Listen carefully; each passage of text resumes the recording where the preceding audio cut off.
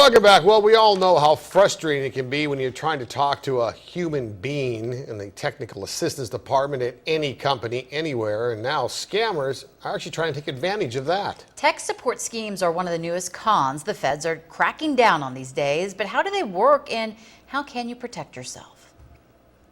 Their Facebook page is colorful, inspirational, and popular too, with more than 170,000 followers, and apparently vulnerable to hackers who replace wholesome posts on the Sisters in Christ Facebook fan page with adult content. We just immediately panicked. Worried about the site's reputation, Teresa searched online for Facebook phone tech support and found several numbers.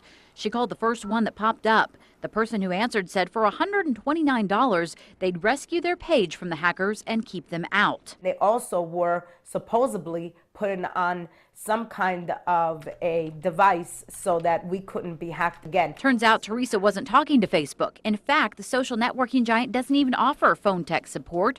Facebook told us this was undoubtedly a scam, and the feds say they've received thousands of complaints about similar tech support scams. The goal is to get consumers to pay hundreds of dollars for unnecessary computer repair services. The FTC recently launched a major tech support scam crackdown, filing complaints against several companies based mostly in India. It was very interesting how persuasive the defendants were in trying to trick consumers. The FTC says scammers rely on two different schemes. They either cold call you, claiming to be major companies like Microsoft, Norton, McAfee, and Dell, or they lure you into calling fake online tech support listings like the one Teresa fell for. In both instances, the scammers try to convince you to give them remote access to your computer.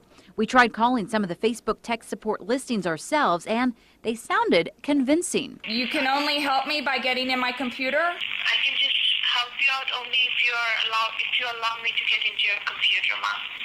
Mom, we are a reputed company, okay? We just work for Facebook. Once in, they try to sell you repair services or scare you by telling you it's riddled with viruses and malware. But it's not, no, there's nothing wrong with your computer, and they're not going to fix it for you. That's exactly what Teresa learned. The support line she called didn't help her at all. She disputed the $129 fee and reported the phone listing to the search engine she used, Ask.com.